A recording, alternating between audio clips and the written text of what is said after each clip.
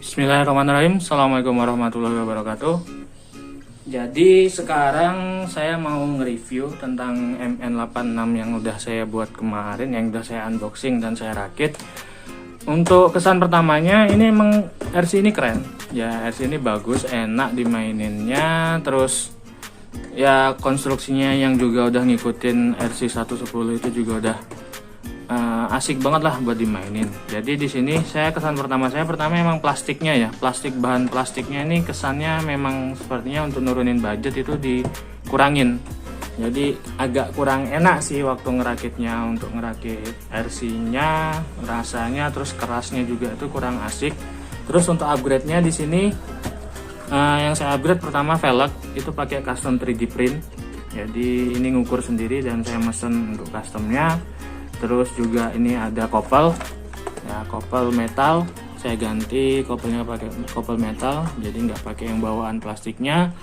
Terus ada figur, ya figur yang di dalam itu pakai SHF Figurats. Ini modelnya model Natasha Romanoff ya, Scarlett Johansson.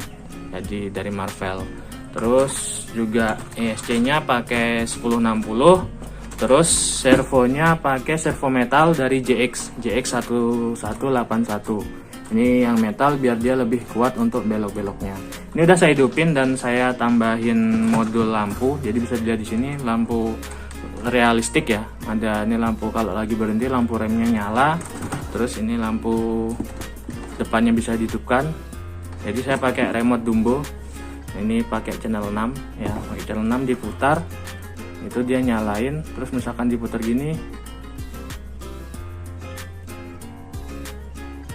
ya, kalau misalkan jadi dia ngidupinnya diputar untuk ngidupin lampu realistiknya. Terus juga untuk beloknya ini juga udah ada lampu sennya ya. Nah,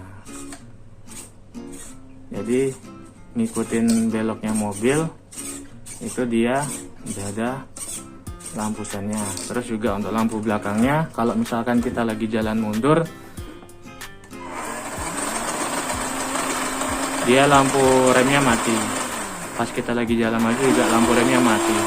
Ini ada lampu biru, ini sebenarnya buat di depan, tapi karena saya nggak tahu naruhnya di mana, jadi saya taruh di dashboard. Jadi dia kayak ada lampu dashboardnya gitu. Untuk powernya asik sih ini RC, powernya enak banget untuk dimainin, untuk buat nanjak-nanjak, untuk naikin obstacle itu udah cukup banget. Karena memang gearnya masih plastik, itu harus lebih hati-hati lagi sih untuk mainnya, biar gear plastiknya itu nggak gampang rusak kayak gitu. Terus juga ini bagian knalpotnya ini kan cuma tempelan. Ya, bagian knalpot ini cuma tempelan, ini ringkih banget, jadi ini saya lem pakai lem tembak yang lebih aman lah buat plastik biar nggak copot-copot. Terus juga mungkin kelemahannya lagi baterainya ada di belakang ya. Ini kan tray baterainya ada di belakang, ini nambah bobot belakang sih. Jadi karena ini RC modelnya kabin, ya kan modelnya kabin, jadi beban belakang itu udah lumayan berat ditambah baterai, jadi ya kalau kurang hati-hati dia waktu main bisa lontang kayak gitu. Jadi mungkin perlu diperhatiin waktu mainnya di situ. Terus yang saya agak kaget, ini waktu kesan pertama saya buka bannya ini, saya sempat ngeremehin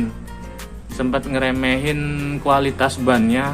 Saya kira ini keras dan nggak ngegrip, ternyata waktu main ini enak banget, serius. Ini enak banget, lumayan gripnya dapat buat di batu-batu, buat di lumpur-lumpur gripnya lumayan dapat banget. Terus juga kaki-kakinya yang plastik ini juga udah kuat banget untuk sekedar menumpu beban RC yang segini. Terus juga dinamonya atau gearboxnya dari depan itu juga membantu dia ngasih bobot di depannya. Jadi kayak gitu. Kalau teman-teman mau upgrade lagi, dikasih sound engine atau dikasih winch, itu mungkin lebih enak lagi. Sebenarnya saya juga pengen masang winch sih, tapi bingung gitu loh, mau taruhnya di mana winch-nya itu. Jadi ini kalau dibandingin yang KS ya, oh ya, di sini saya juga upgrade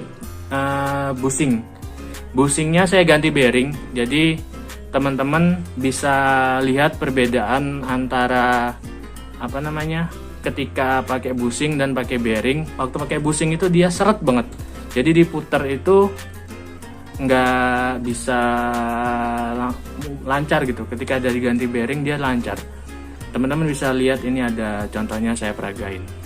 Jadi di sini saya mau nunjukin bedanya bearing sama bushing itu di mana. Jadi yang depan ini sudah saya ganti pakai bearing, sedangkan yang belakang masih bushing.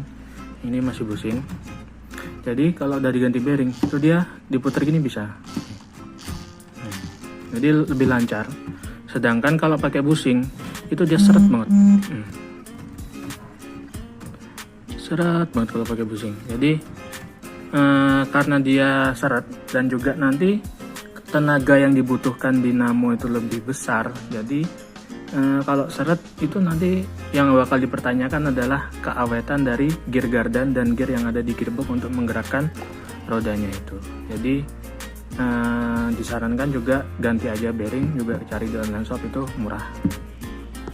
Nah jadi gitu, kalau misalkan udah diganti bearing itu jadi enak banget putarannya, jadi lebih lancar dan juga pasti lebih menghemat gear kalau gardannya udah diganti pakai bearing. Jadi kalau teman-teman misalkan budgetnya nggak nyampe buat beli yang KS yang udah dapet bearing, beli yang K ini aja terus tinggal diganti bearingnya aja di toko online banyak kayak gitu. Nanti ada ukurannya itu, coba cari di YouTube deh, ada yang apa namanya ngasih tahu untuk ukuran bearingnya itu. Atau teman-teman kalau misalkan punya penggaris bisa dihitung sendiri itu untuk ukuran bearingnya, jadi tinggal dipasang dan diganti dia udah. Mungkin kalau ketika yang pakai K biasa, pakai bushing, dia nggak bisa selancar ini putarannya.